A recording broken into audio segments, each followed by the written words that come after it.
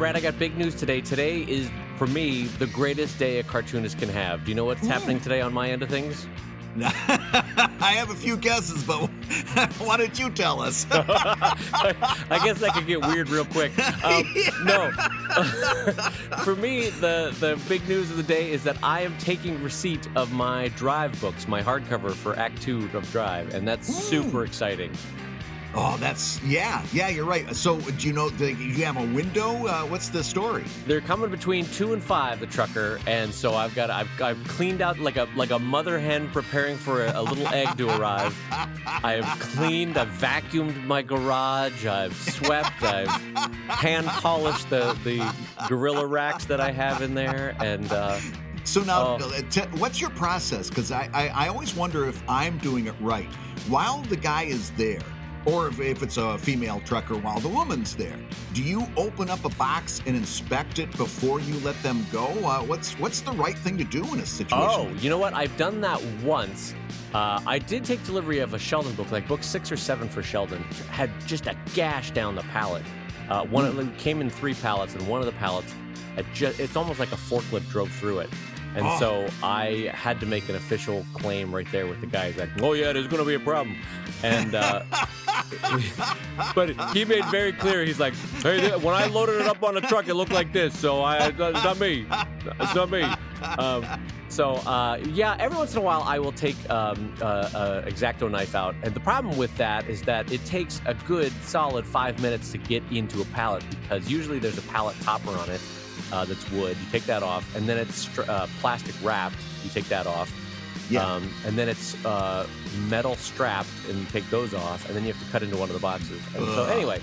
Those metal straps are the worst. I mean, they're great for security, but they're the worst to get. They do the job, but you almost need a bolt cutter to get them open. Anyway, so yeah, I'll peek into the box. I'll do a quick eyeball inventory of the number of books and just double check it against the bill of lading. And then I usually tip the guy $10, $20. Oh no! Was I supposed to be tipping? Well, I'm a nice person, Brad. That's the difference between you and I. I never even thought of tipping. I'm a horrible Brad Geiger, person. good human being. No, the thought never crossed my mind. Well, I usually ask them a very specific way if they could place the pallet, and sometimes it's a dance they have to do with one of those pallet jacks, you know. Yeah. But sometimes if you ask the person to put the pallet in a very specific spot, it literally saves you 20 minutes and a bunch of back problems, depending on where you have to unload it from, you know? Oh, sure. So I just introducing you to a concept. Usually when someone does something nice for you, Brad, what you do is you do something nice in return, and that's usually monetary since it's a job. And that's what we call a tip in American nomenclature. So I give them a tip to say thank you for the kindness that they've done for me. Brad Geiger, learning about basic niceties. I wasn't being completely, listen, I wasn't being completely a bore. I gave him a real firm handshake and patted his shoulder and told him I really appreciated it. I like the idea that the guy, while he's helping you, he's like dropping all these hints. He's like, boy, sure is cold out. Hope all 5 of my kids got to school okay. Oh, boy. Yeah, it's tough to have kids. You better get going. Going to be an expensive trip to the supermarket today. Cough, cough. And Brad's like, well, sure has been nice getting these books from you. Thanks so much. Here's a firm handshake. All right. I did my part as a citizen. Is that your internal voice for me? I'm a whole falsetto higher than my baritone. Oh, can't wait to get back to Disneyland. Anyway, have a nice day, Mr. Truck Driver. Gotta go. Holy cat. I listen, I am not typically a cheap individual, I don't think, but it never occurred to me to tip the truck driver. It wasn't a tip. I didn't think it was like a tippable job. Well, no. As I was saying, I'm a person that for something like that, it makes a big difference to my back when they drop off the pallet in a specific way. So another thing that I do, and this is no joke, is before I start moving, 4,000 to 10,000 pounds of books, I take 2 Tylenol for my back, and I put on a back brace that I bought. A huge Velcro, almost weightlifting kind of a back brace, because I'm old, Brad. I'm old and Yeah. my body doesn't work. But Yeah. when you move 5 to 10,000 pounds of books, you're gonna feel it tomorrow morning. And so, Oh, absolutely. as excited as I am today to get those books all snug in their racks in my garage, I know that tomorrow morning I'm going to wake up and go, oh God, oh Lord, what have I done? So when will you be putting your truss on? Um, I mean, do you have to kind of get used to it? Is it like a corset where you steadily make it tighter? What's the right way to wear a truss? It is kind of like a corset. I have somebody usually put a Yeah. foot in my back, and then they just pull the strings really hard. and tell you to breathe in. Yeah. And then I ask for my snuff box, and then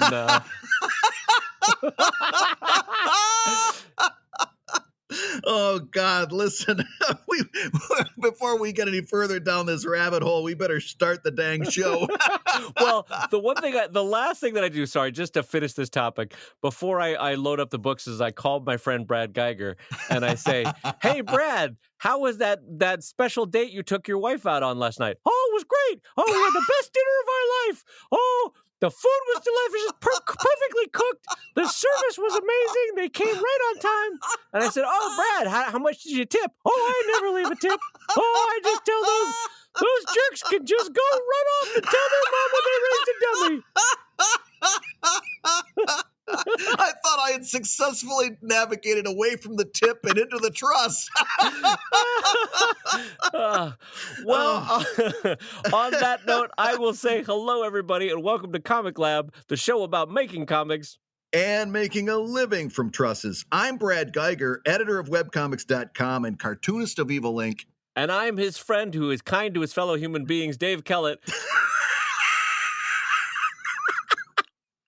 Cartoonist of Drive and Sheldon and co-director of Stripped. And this week's hour of comics advice is made possible by your support at patreon.com/comiclab. And Dave, let's talk comics. Let's talk comics, my friend. We have a bunch of questions that have come in from kind Patreon supporters, and I'm excited to dive in on these. And why don't we just jump right into it? You want to read the first one out? Absolutely. This one comes to us from our backer named Jeremy. Jeremy says, where can I find the right sound effect words to use for comic action? I know that there has to be a list of several good words for each action somewhere. I've tried writtensound.com and comicbookfx.com, but neither provided a good list of words for actions. For example, opening the door, smoke bomb dropping, etc. Is this just something you figure out as time passes with your own list? If so, what are your sound effects words? Dave Kellett. Jeremy wants to know, what are your sound effect words? So they're not talking fonts, right? They're not talking SFX They're not fonts. talking fonts. No, they're talking about the words that you use for sound effects. Like if a door is opening, that you could, what do you go with, creak, or do you go with or like, right? Exactly. So my sense is, before I answer this question, is that this person probably comes from a place where they feel stronger about their drawing than they do about their writing. Wouldn't you say that's a good guess, Brad? Interesting. I like where you're going with this, so I'm going to co-sign it so far, yeah. Okay, because what I'm getting at is, to me, onomatopoeia is one of the most naturally fun and subjective things you get to do in comics. Yeah. You get to create whatever the heck you want to create with onomatopoeia. So if you're looking for someone to give you permission to just go hog wild and create whatever words you want to create, then here is me saying to you, absolutely, go to town, have fun. Yeah. And if you feel like, well, I don't know what the right word is, it's whatever you feel is the right word. Onomatopoeia is more than anything else about feeling. You're expressing sound through text, but you're creating the mood of the scene. You're creating the tonality of what people are seeing and feeling as they're walking through that moment in that scene. So if it's a thunk, or if it's a clank, or if it's a wham, or if it's a bam, frankly, it doesn't matter as long as it's in the ballpark. But secondly, it does matter because it's whatever the feeling you want to portray is best captured by. Wouldn't you say, Brad? What are your thoughts about this? Well, yeah, you put it a lot more nicely than I would have put it. But if you find yourself in a situation where you're confronted with a creative challenge and your first and the first thing that comes to your mind is, oh, I should go to the website and find a list of answers. As a creative person, you should be champing at the bit to answer that question for yourself. In fact, your mindset, in my opinion, your mindset should be such that if someone were to suggest to you to go to a website to find sound effect words, you should be insulted. This is what you got into creative endeavors to solve, is exactly this question. What does the sound of a wet sponge when it hits the bottom of the kitchen sink sound like? That's the question that you should wake up in the morning salivating over. Oh my gosh, I get to come up with that sound effect. That you shouldn't be wondering about what other people's answers to that question is. You're a creator. You're an artist. You're a writer. You should be desperate to answer that question for yourself. Think about it.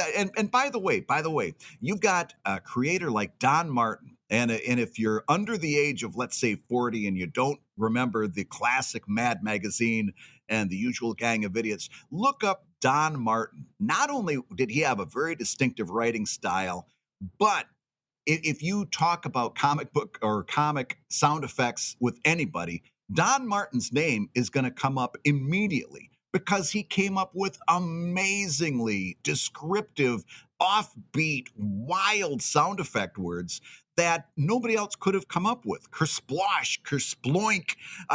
It was. You go look him up. I'll wait. Go look him up. Yeah. You can turn the podcast off. Look this guy up.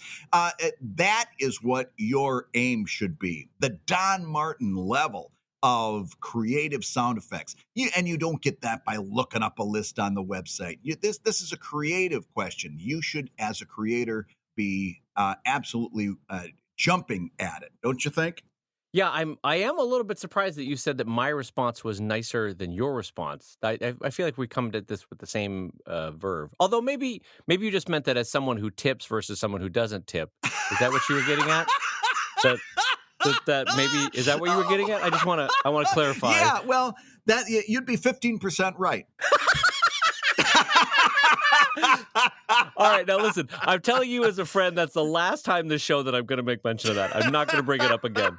So anyway, the book that you want to look for go to your library and in the district, your library district, request this book, The Completely Mad Don Martin. Yeah. It's a beautiful box set that they put together, I don't know how many years, 5 years ago or so, 6 years ago? Yeah. And it's great. I'm also going to give you more reading material. And what Brad and I are trying to do is we're just trying to give you to give you permission to create your own words. You're going to soak up artists that are already good at this. And one is Don Martin from Mad. Another one that I'm going to give you, it'll take you a half hour to read the whole book, is Roald Dahl's The BFG, which is the big, I think it's the Big Friendly Giant. I always want to say the Big Fucking Giant, but I know that's not it.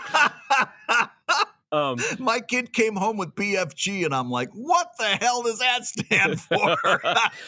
If you honestly, if you reread just the middle 5 chapters of the BSG, I mean, Dahl came up with words like scrumdiddlyumptious. Yeah. Now, Brad, you tell me what the heck scrumdiddlyumptious is, but if you think about that word and you feel it as you say it out loud, you absolutely understand what scrumdiddlyumptious is, because he just he conveyed a mood of like the giddy joy of deliciousness hitting your tongue, and that's scrumdiddlyumptious, you know. So take a look at Don Martin, take a look at Roald Dahl, and then also just know from Brad and I that you have permission to just go nuts, have fun with it. Yeah. One of the most fun things you can do is come up with that sound effect word, that onomatopoeia that just nails it. Yeah. And then even more fun is marrying that word with the correct way to display it. And again, the correct way, quote unquote, is whatever way conveys that mood in the best way you want it to be conveyed. So, yeah, because we could go on for another hour and talk about the typography choice that you use there, absolutely. and how to warp that type so that the type looks like the sound that it's making. That's a whole nother arena of creativity that you should be also very, very excited to do. Because, and I think Brad will echo this, when you get to Yeah. do a sound effects font versus a body font or a text font, that's Yeah. Christmas. That's just so fun, Yeah. you know? If it's a wet sponge hitting a kitchen sink, like Brad said, that's a heavy, wet, Yeah. kind of squishy font. If it's an electric shock of Electro hitting Spider-Man with a bolt, it's a jaggedy, electrical, sharp, painful font. It's so have fun with it, because that can be one of the most fun things you do. It's frankly when fonts become the most character-like, where they convey the Yes. mood of a person. Oh, and like we've talked about the Blambot sale, we talked about the Comic Craft sale, and I always load up on sound effect fonts. However, when I use a sound effect, you can bet that I'm not just using that font. I'm using that font and then warping it, or I'm going to make sure that Alex colors it a certain way, or I'm going to slide it into that panel a certain way. The font itself is just step one. There's a whole lot that you can do after that. Oh, one quick note I wanted to mention, by the way, Dave, because because I actually experienced this just as we're buttoning this thing up. I was at a flea market, and there was a bunch of Don Martin paperbacks there that I remember having when I was a kid. Oh, the little slim ones, yeah. Oh, God, yeah. And I remember having a bunch of them, and I bought 5 or 6 of them for $1. Brought them home to share with my kids. And I started leafing through them, and Don Martin, definitely read Don Martin to pick up the joy of sound effects. Do not read Don Martin and think that his humor stood up well over the last few decades. There's a lot of stuff there that is very, very unkind towards all kinds of different people. Oh no, really? And oh yeah. Oh, Brad, I'm reacting like this because I honestly haven't read Don Martin in 30 years. But Oh no, neither had I. Neither, and it's like you forgot. Yeah, just a whole. I won't go into details, but listen, just a whole lot of stuff that even I'm a white privileged guy. There's a lot of the stuff that I don't see until I take a moment to look. You know what I'm saying when I say that? Right. And it was like slapping me across the face how how I would not accept those kind of words, these kind of ideas. I just wouldn't like that in the things that I consume today. So be a little bit careful. He's going to go off into a whole lot of territory there that's just going to make you cringe. But do look through the sound effects. The sound effects are worth keeping. Some of that old racist, homophobic humor, maybe not so much. Yeah, it's good to talk about this because Yeah. there's a lot of cherished moments from our childhood, and we're old. Yeah. That both memory and because you were as a child you didn't realize or glossed over it, but now memory has also put a second gloss over it, and it's so painful as an adult when you're like, oh, Dumbo, that's what I'm sure that was a delightful movie. I remember that as a kid. Oh, here come the crows. And then you get to the painfully racist crows, and you're like, Yeah. good God, how was this ever acceptable? And you just kind of want to throw a shoe at your TV. And it both is good because you are seeing that, at least in our mass media, we've gotten better. But it also is good to be a reminder that that's not that long ago. That's it, Right. and It's really good not. God, we can all do better every day with what we do. So anyway, yes, I had forgotten that Don Martin, and now I'm thinking back through Mad, and I'm imagining too, there's a lot of sexist stuff too, I'm remembering now that I'm thinking about it. Yeah. It's definitely a real. It's a white man's comic right there. Yeah. God, isn't that true for a lot of older comics? That's a great description of it. They were white man comics. They were just like written by and for white They dudes. just don't stand up so much. Yeah. No. That's kind of heartbreaking when like those childhood, geez. Anyway. All right, well, what a downer that was. It's like finding a cherished teddy bear in the basement and picking it up and realizing that the back of it is all rotten and gross. Yeah, that's the best yes. analogy. It's like you see it sitting there in the corner. It's like, oh, there's my teddy bear, and you pick it up, and the back's been all chewed away by ants. You're like, oh, there's my friend Boo Boo from my childhood, and then you pick up Boo Boo, and he's just spouting racism at you, and you're like, what, Boo Boo? Boo Boo, nobody was pulling your string. Boo Boo, I don't remember you as being a son of a bitch. I guess you are. Well, listen, I think we pretty much stopped that one to death, and I'm getting depressed. So let's move topics. What do you think? Yeah, sure. Okay, what's the next question from a backer there that we have? Okay, yeah, we've got another one from a Patreon backer. This is Stephen Barry, who says, "Hey guys, I'm a webcomics reader, but a book lover. Whether the webcomic is a strip or a graphic novel page, I get frustrated by the relatively slow pace of web updates. When I make things, I want to focus at the book level. How can I take advantage of social media and the benefits of the web while aiming for book length installments?" What do you think, Dave? Well, okay, so you have asked the two right people for this question because both Brad and I have, for the better part of a decade and more, been producing book-length content page at a Yeah. time or half page at a time. Wouldn't you say, Brad? Yep. Absolutely. And so, on one level, I want to express sympathy and empathy with you that I too would love to just sit down and read the complete saga right now. Or the complete, Mhm. I'm trying to think of another comic book. But I have to wait every month for them to produce another, whatever, how many 32 pages, whatever a comic book is of Saga before I can go to Fiona Staples and Brian K. Vaughan, right? Right. Listen, I'll bring it home even more for you, Dave. I'd like to read Drive right now. But I got to wait for you to ship me that second book. I've read volume 1. I don't read Drive. And that's no insult. Dave knows this. I don't read Drive on the web. I can't. But I love Drive. I read the first volume. I cannot wait for volume 2 to get in here. I'm ready to tip the trucker for that.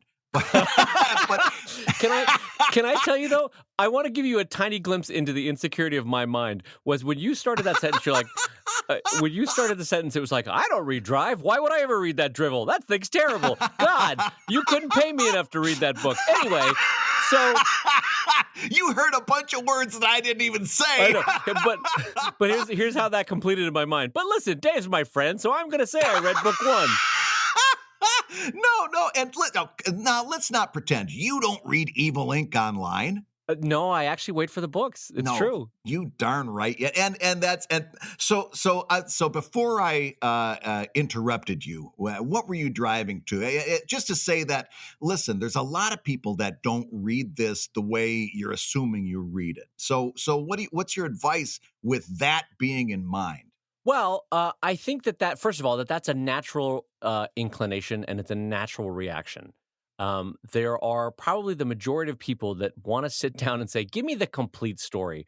Yeah. What if I texted Brad every day and said, "So I went to the grocery store," and then I waited a full day and texted him the next line, and I see this dog, right, and he's looking right at me. And then I wait 24 hours and I give him another. And that's kind of storytelling drives people nuts. And naturally so. We want a complete story. We want to know that it's done, it's complete, there's arcs, they're all finished, and everything's satisfying and it's tied up in a bow. But so much of the way that our art is produced is in part produced in stages, both because that's the way a human being creates things, but also because by releasing it in stages, we get a small distributed amount of support that lets us make the next page and the next page and the next page so that when we get to the 300th page, we can sell that as a book. And so what I'm getting at is both because of the way things are created and because of the way we can find support online, those are going to be trickled out page by page, page by page. And so but while both Brad and I would agree with you that it's more satisfying to read it when it's done, and there's nothing wrong with that, the reason why we do it is that's the pace we create at, and that's the pace that people can support us at through distributed fundraising. Yeah, absolutely. Here's a few thoughts on this question. I want to read some of these, but I'm going to underline verbally a few words I want you to pay attention to. I'm a webcomics reader, but I'm a book lover. Whether the webcomic is a strip or graphic novel page, I get frustrated by the relatively slow pace of web updates. When I make things, I'm not picking up on what word you're underlining there, Brad. Can you do that a little stronger? I am a webcomic reader. This is we're almost getting into this territory. Mrs. Ricardo, yes. No. Now you're going to drive me crazy unless you can. What was his his name. It's going to drive me crazy. Oh, he's one of the most amazing character actors from the 50s. I just love it. Whenever Nelson. Lucille Ball had to pick up a phone to call him, they would love putting him at like a hotel reception desk or like a haberdashery store. And you just see him on the phone going, no, no, yes. Yes. Do you remember when he did the McDonald's commercial? No. Back in like the late... He did a McDonald's commercial near the end of his career, late 70s, early 80s. It was incredible. His name was Nelson something, or Frank Nelson? Nelson Eddy? Oh, I don't remember. It's going to drive me crazy. Anyway. You know what? So can I just end that thought with one quick thing? Whenever Glow and I, my wife who works in television, whenever we see a character actor like that from the 50s, we always think to ourselves, he bought a third home off of doing that. You know what I mean? Yeah. Oh, he probably was a very, very rich man. Like his one bit was to go, no, yes. And he's like, okay, would you like to buy a third home in Palm Springs? Yes. Yeah, and there was a guy that didn't sit there and whimper about typecasting and all this other stuff. He did one thing. They liked him for it, and he did it until you know what his last words were? Yes. Well, listen. Looking at the spectrum of a human life, I'm sure he would have loved to do more. But God, what an amazing career to be able to milk that one ability for like all it's worth. You know. And while we were talking, I looked it up. It is Frank Nelson. So is now it Frank Nelson? We can rest easy. Yeah, Frank Nelson. Yeah. So listen, here's what I want to talk about in regards to this and all these I statements you're doing. And I talked about this one episode many episodes ago. Understanding the difference between market research and mirror research. And you're doing a lot of mirror research. I like reading this way. I like this. I like this. Listen, I agree with you, by the way. I feel the same way, but I don't let that guide how I publish. In other words, when I publish, I'm publishing a half-page update, and I publish that twice a week. All right, half a page Tuesday, half a page Thursday. Also, on my site, I've got all the chapters up as ebooks. And also, I put these together into graphic novels that you can get either digitally or you can get the print version. And also, I put them up on panel by panel swipes on Instagram. And also, they're on a vertical scroll on Webtoon. Do you see where I'm going here? I'm putting this stuff out in a whole lot of different ways.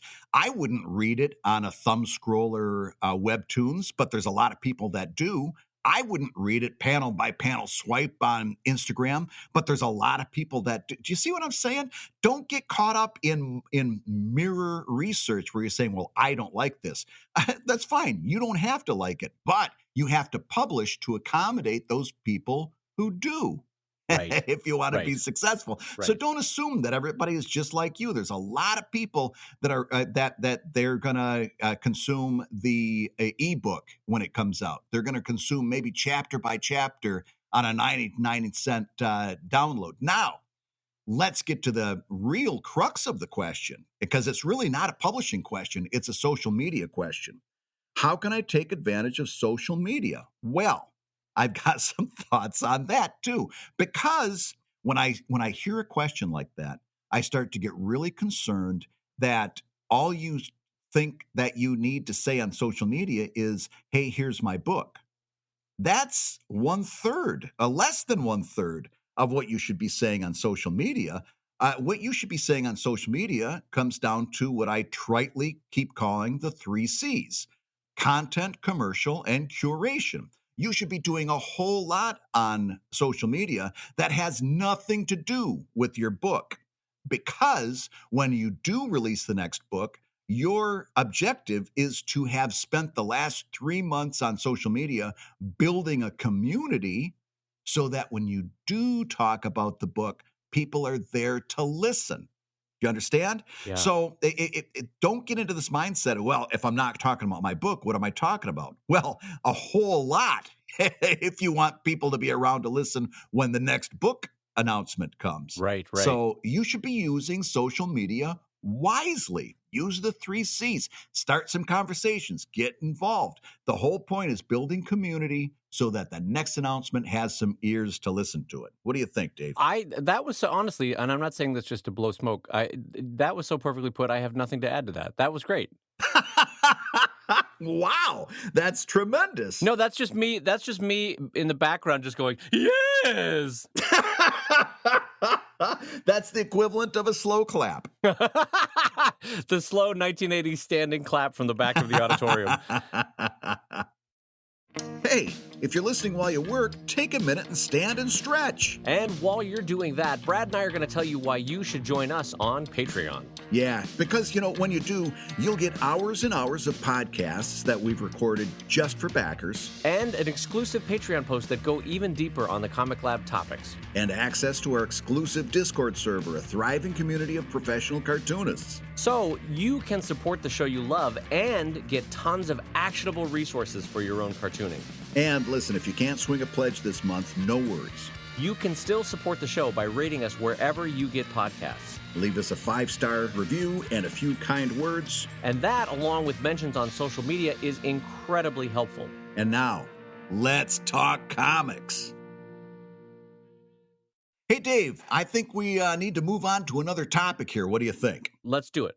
Fantastic. We've got another Patreon backer who writes, and by the way, it's our friend over there, Kayla Swain is writing this one in. And she says, how do you guys feel about adding a chapter 0 to the front of a comic? I missed out on establishing a lot of fundamental things early on in my story and thought this might be a good remedy. But do you think it would be worth the trouble? Thanks, she says. She's very polite. She even says thank you. Dave, listen what do you to Grandpa think? running a podcast. I like it when people say please and thank you in my podcast. Well,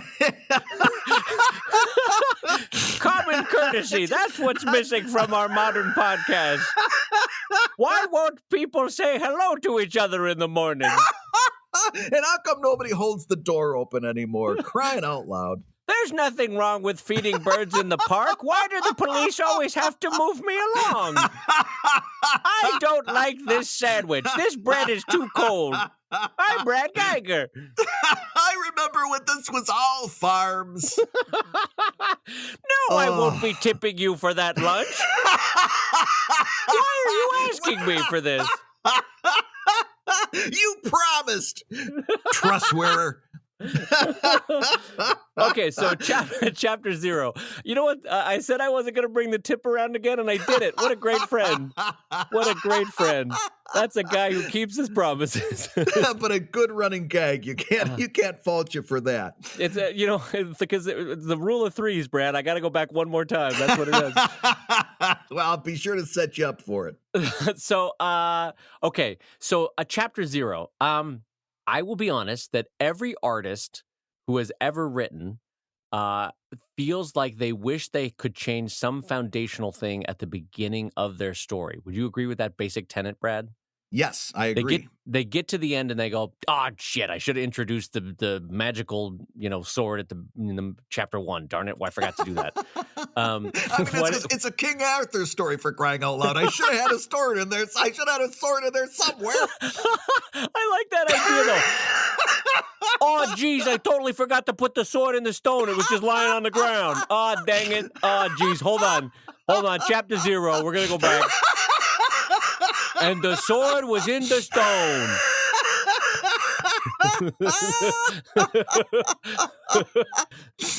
I love that voice for the author. Oh, Brad, it's going to be a beautiful story about kings and princesses and horses. And oh shit, hold on, I forgot to put the sword in the stone. Oh, jeez. Anyway, I'm going to get him over to the castle. He comes in. All these knights are sitting around the table. One's at one corner, the other one's at the other corner. Oh shit, I did it again. Maybe this guy should not be writing a King Arthur story. What do you think?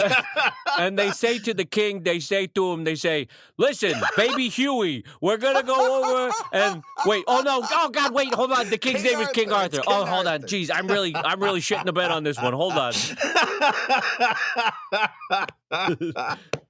Oh gosh. Okay, listen. Yeah.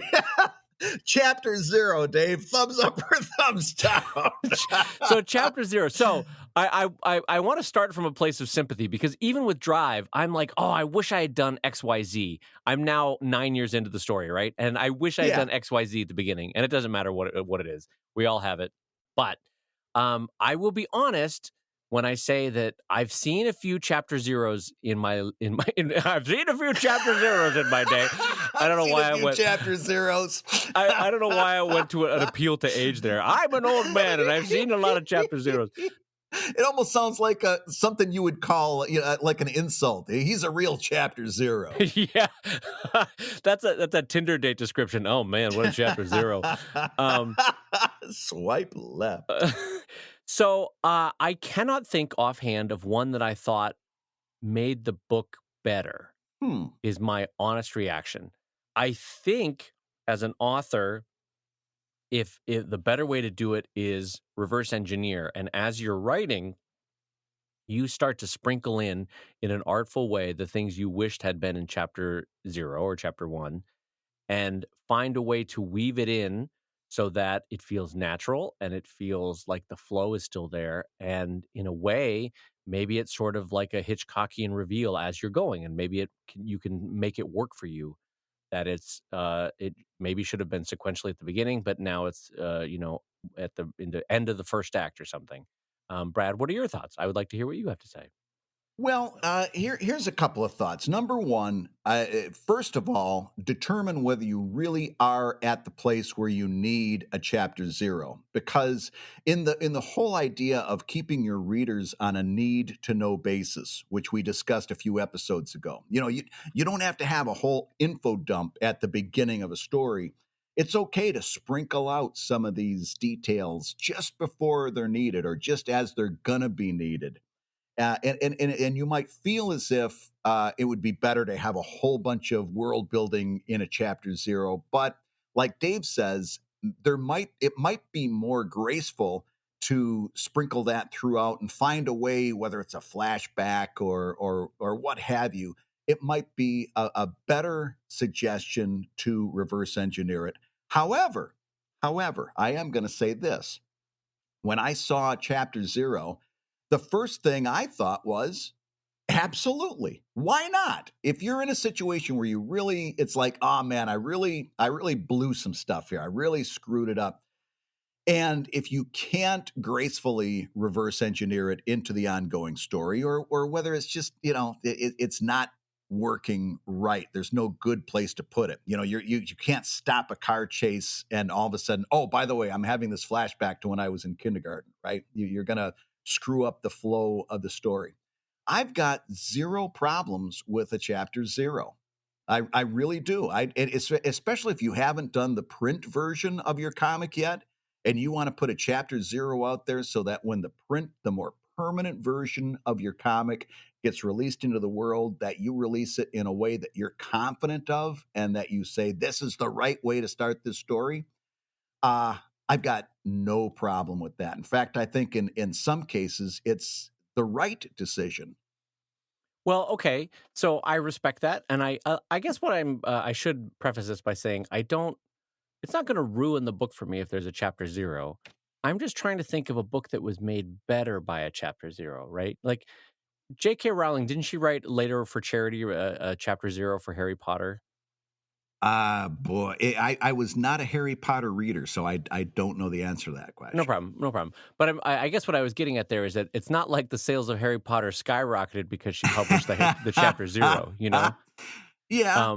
But then again, that was a book that was brought to completion and then edited, and that's a big difference from what we do as cartoonists working in segments online, right? So, yeah.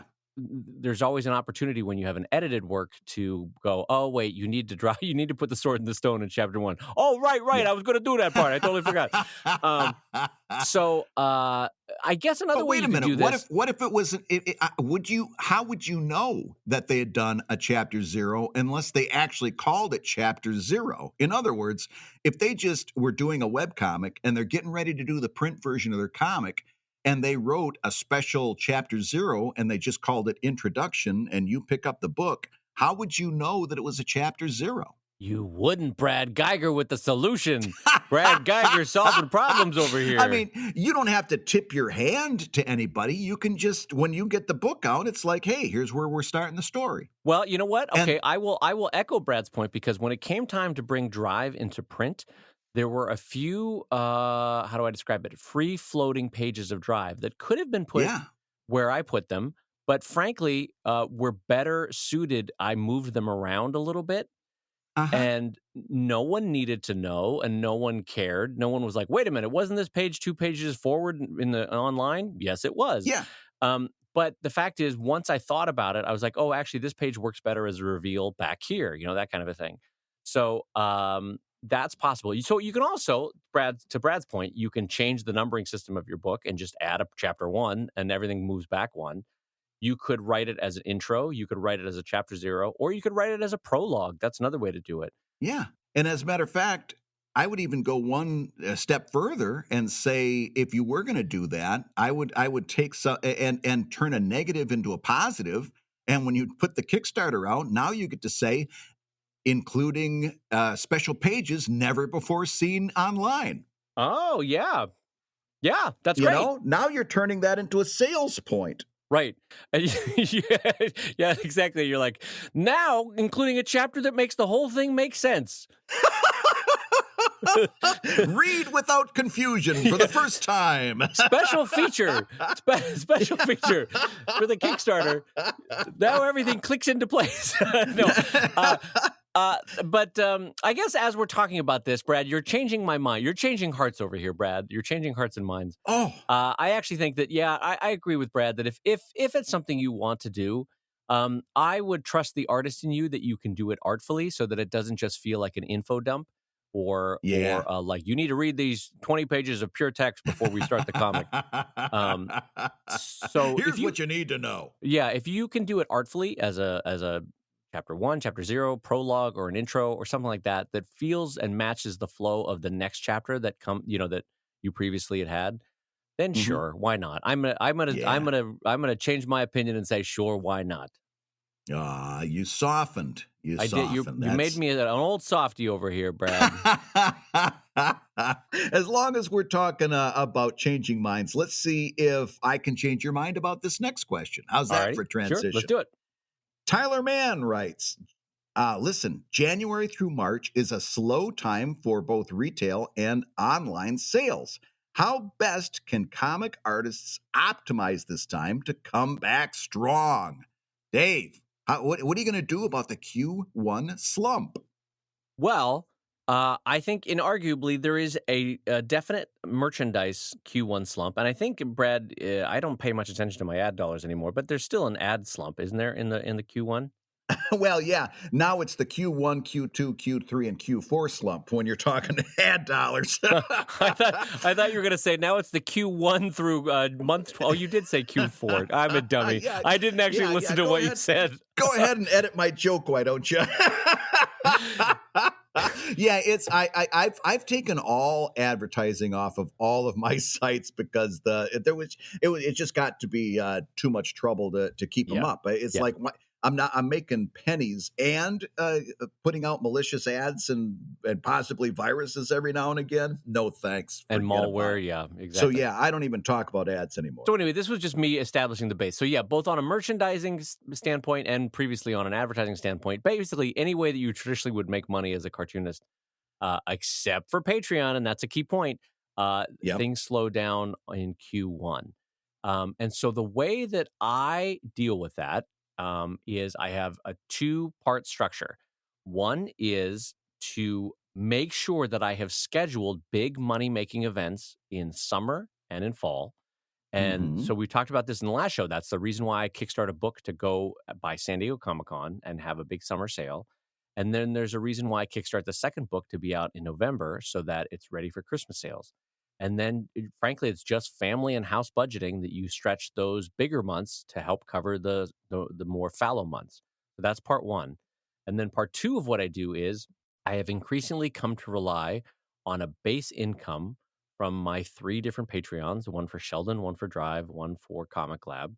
Comic Lab Mhm. being the smallest of the 3. that gives me a base income that lasts all 12 months, and it does have some variability to it, but I know that if I shave off 10% of my highest Patreon numbers, I can at least rely on 90% of that income any month of the year. Brad, what are your Yeah. thoughts about that? I agree with you 100%. And as a matter of fact, I'm going to build off of what you just said. Okay. Maybe Q1 is a good time to plan a Patreon special offer that we've been talking about for the last few episodes, Oh, right? that's true. This Yeah. might be the time to focus on building your Patreon followership and do a special offer to drive those pledges. That's number one. This might be a good time for that. What do you think? I think that's great. Yeah, I mean, listen, if for all the time that you're not spending shipping in Q1, you can be Yeah. planning a project, right? That's another way to look at it. Well, actually, that's the rest of my suggestions. It's like, okay, you're not busy, good. Get busy. Right. Here's a few ideas of what to do when you're not shipping books. Recommit to blogging on your website. We've talked about on the show before how a lot of the reading habits happen on social media. That doesn't mean that things like SEO and web readership are completely gone.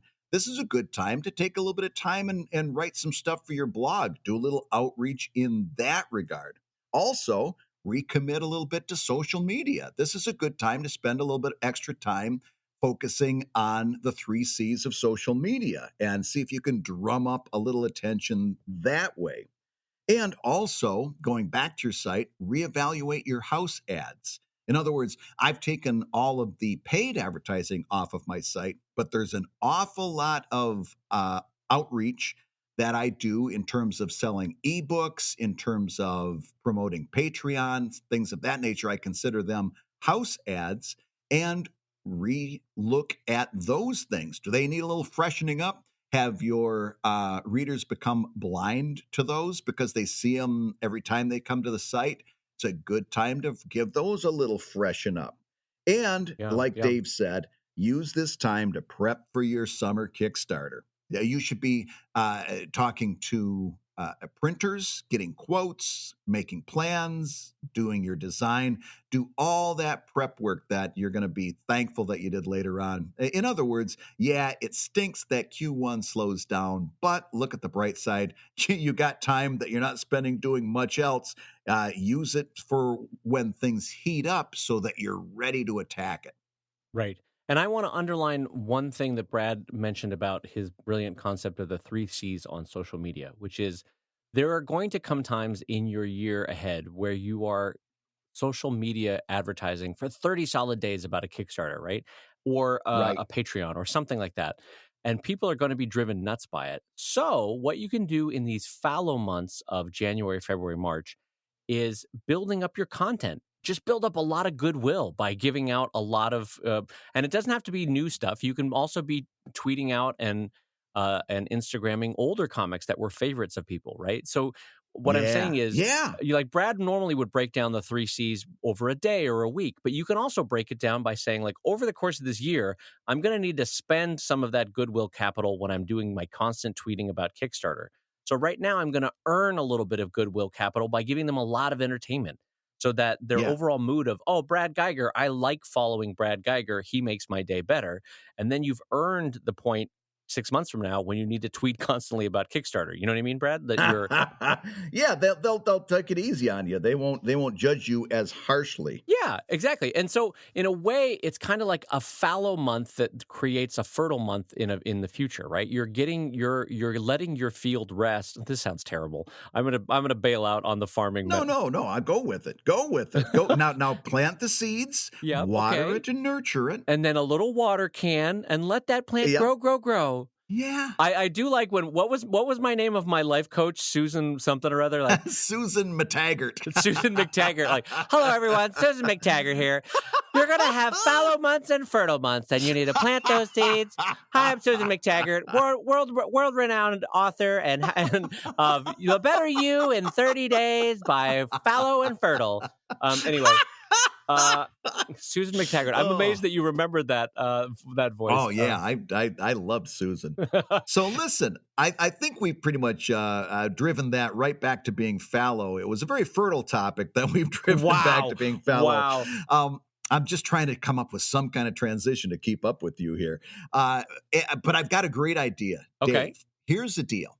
It's 2019. We're starting a new year. We're in the second episode of the new season of Comic Lab, and we've got to be frank with you. We've got a whole bunch of questions from Patreon backers in 2018 that, for any number of reasons, we haven't gotten to yet. A lot of times, it's because we took a look at it and it's like, nah, we're not going to be able to talk about that for like 15 minutes. It's going to require just a brief answer.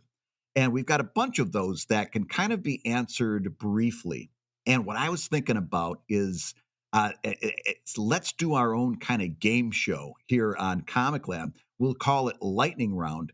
We'll take turns asking these Patreon questions, as many as we can get into 60 seconds, and see who can answer more questions, you or me, in 60 seconds. What do you think? Can I tell you what a child I am? As soon as you said game show, my mind flickered over to my keyboard because I wanted to tell you, I'm ready to play, Brad Geiger. I am ready to play any type of game show thing you have in mind, and it sounds like you've got a great idea here today with Lightning Round, Comic Lab, Dave and Brad.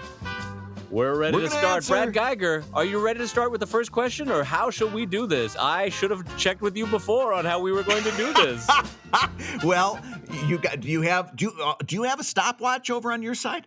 I do have a stopwatch sound. I can use this one. That sounds perfectly. So start the stopwatch, and we'll have you ask me questions from the Lightning Round list first.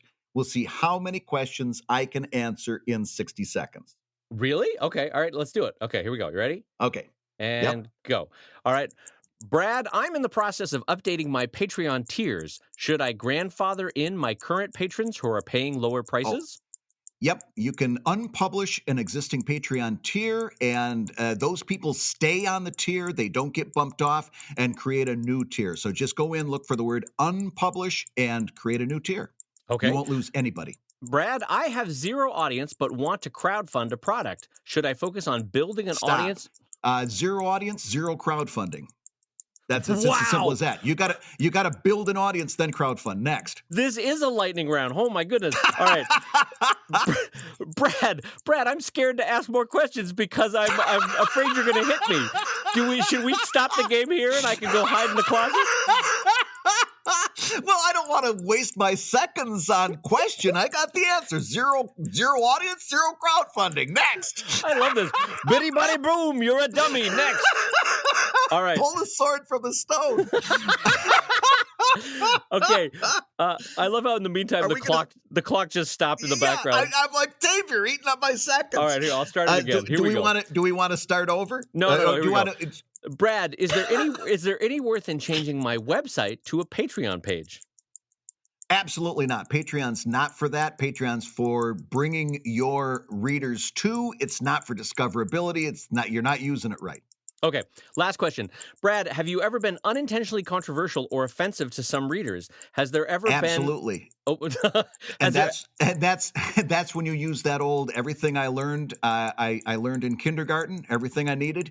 You say you're sorry. You make steps to correct whatever hurt feelings you did. You just do what you would do as a normal feeling human being. If you hurt somebody's feeling, you say, I'm sorry. Do what you can to make it better, and then move on. And the next time you tip them when they drop off your books. Okay, good. So we finished that lightning round. So tell me when you're ready. And the nice thing is, I think that sound effect that I have for the ticking clock actually is 60 seconds. So when it runs out, we'll see how many. You got 4 in that question. Are you ready to ask me as many as you can in 60 seconds? I am ready. All right, I'll start the clock. Okay. And I'm going to do Brad Geiger answers. Here we go. Okay. What are your top recommendations for making their website for a webcomic more mobile friendly? You're a dummy and your mother raised a dummy. Next. What's in your go bag? A bare minimum kit for doing comics from a hotel.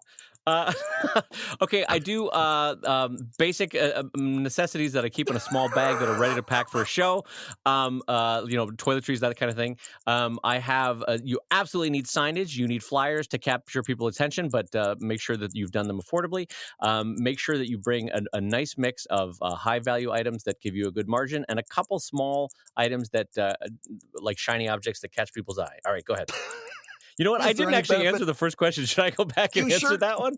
Go ahead. Give it a shot. The honest to God truth, and Brad can chime in on this one. I have not yet made my website mobile friendly, so that was the worst possible question to ask Dave Kellett. So agreed. We'll cover that coming up in 2019, I think. Yes, exactly. Is there any benefit to publishing your comic on a bunch of publishing platforms like Webtoons, Tapastic, etc.? Yes, there is. I think in general, you have to go where the audience is. So you want to go to Twitter, you want to go to Instagram, you want to go to Webtastic, Tapastic, you want to go to GoComics, you want to go to your own site. You want to have a mix of those so that people can find you wherever they live naturally, and then you can direct them to the projects and things that make you money, like Kickstarter and Patreon, over time. Well, my time ran out, but I did my best. Your time ran out. How many? And you got 3 questions. So, I got 3, and then I pulled the Geiger on the first one, so that one was no good. No, I'm including that one. Oh, okay. I'm including that one in your 3. Okay. So I win.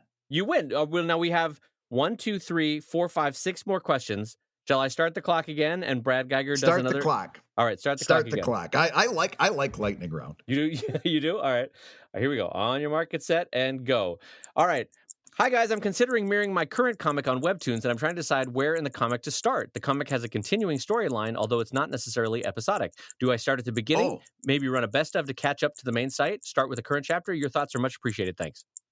Start at the beginning. Time is a continuum, and you got the rest of your life to put stuff on social media. Start at the beginning. I agree with that. Okay. Are there standard sizes to do a Webtoon-style mobile presentation on your own site, Brad? Standard size, no, although I would probably veer towards 1,200 pixels wide because that seems to be a pretty good rule of thumb. Okay, Brad, how zealously should we guard our intellectual property? What if someone creates artwork that could be damaging to one's brand? You spend more time doing that than actually creating stuff. If that happens, then you'll address it. Otherwise, don't let that stuff keep you from creating. Yeah, don't let your anxiety rule your heart. Okay, Brad, how do you take a holiday break? Do you plan it out in July? Do a bunch of work in late November? Should you just plow through? Nah, the clock ran out. Geez. Shit. Oh, wow. I have a chance to come back. Oh, this is amazing. All right, there's 3 questions left. And now by law established in the 1700s, you have to ask me that same question that I've now had time to prepare for. That's right. That is true. I mean, that's the Queen of Marksbury rules right there. Yeah, I mean, everyone knows lightning round rules. That's old. Yes. You can't make that stuff up. You have to ask me that same question now. All right, here we go. You ready to start the clock? Listen, I got to start the clock, and I'll ask your question. Okay. Dave, how do you son of a bitch. a holiday break? Okay, so how do I take the rest of it? You just read it. How do I take a holiday break? So the way I do it is I let readers know that I'm going to take off between usually around December 23rd through January 1st or 2nd or 3rd, somewhere around there. And I need that. That's the time that builds my heart back up again. And I let them know that I'm going to take that time off for family and friends and personal time. And then I tend to run reruns of my best stuff for the year or stuff from holidays in the past. Okay, next question, Brad. How do you figure the size for a print book run? I think he means amount of books you order. Yeah, the quantity of the books. The way I do it now is I do the number of books that I've kickstarted. So if 1,600 people ordered a book, if 4,000 people order a book, I order that. And then I probably order 10% more, both for damage and for extra sales along the line. I no longer want an excess of books like I did in years past. I order about 10% more than the Kickstarter itself.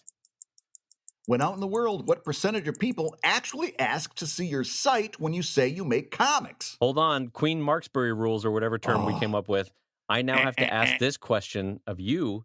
So you have the chance to win lightning round. This is the last question. Oh, that's right. I love lightning round.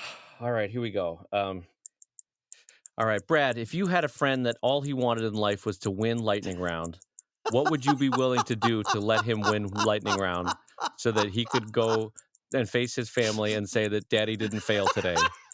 What would you be willing to do to let him be able to look his children in the eye and say, daddy's not a failure? I'd tell him that I had a nice tip for him. Okay, Brad, here's your question. When out in the world, what percentage of people actually ask to see your site when you say you make comics?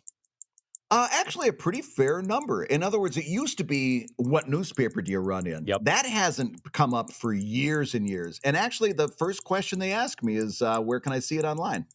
So Yeah. I'd say about 60%. I would say The rest of them don't give two shits and want to change the topic as soon as I bring it up. I say as soon as we start talking about the comics, I would say about the same for me, about 2/3. 1/3 didn't really care, and it was just social niceties. And the other two, once you start talking about it, they are actually genuinely interested. So, and then every once in a while, you get a creeper who emails you the next day and be like, "Hi, we met in the elevator, remember? Anyway, I've read through your whole site. You seem nice. Do you want to be best friends?" Yeah, you seem gentle. I'd like to talk some more. Hi, you seem like you had nice hands. Want to talk?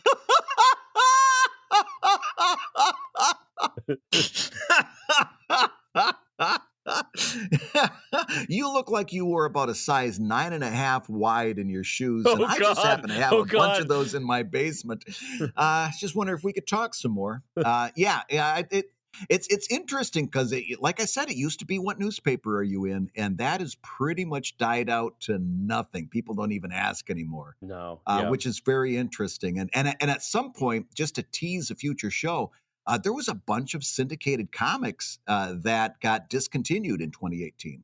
Oh, God. Yeah. I would love to talk about that in a show to come because I've had a couple things in the last few days that really have showed me that print, both newsprint for syndicated comics and publishing for longer form comics, really is breaking, and in a way that even I was kind of surprised by. So I would like to talk about that more in the future, if that's cool with you, on a future show. Yeah.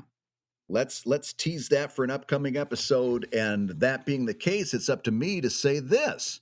You've been listening to Comic Lab, the show about making Oh, wait a minute. I won lightning round. Let's read that into the record first. I won lightning round. Brad, what is it like, Brad, what is it like to be such a small man? In your heart, a cold ice of just...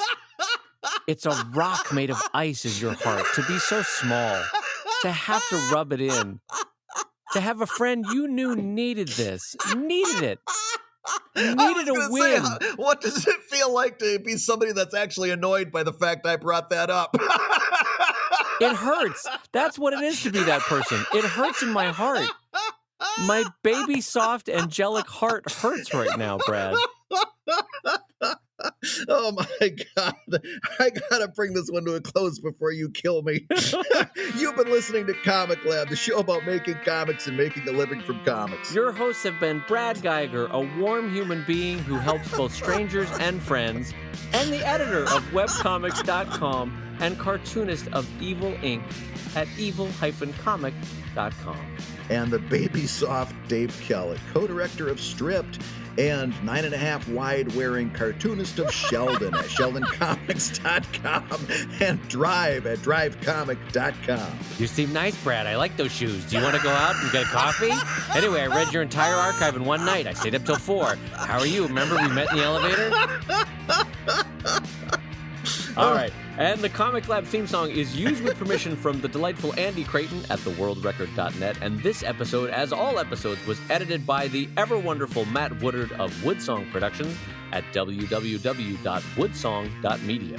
Comic Lab is made possible by your support on patreon.com/Comic Lab. So we'll go ahead and say that twice. Patreon.com/Comic Lab.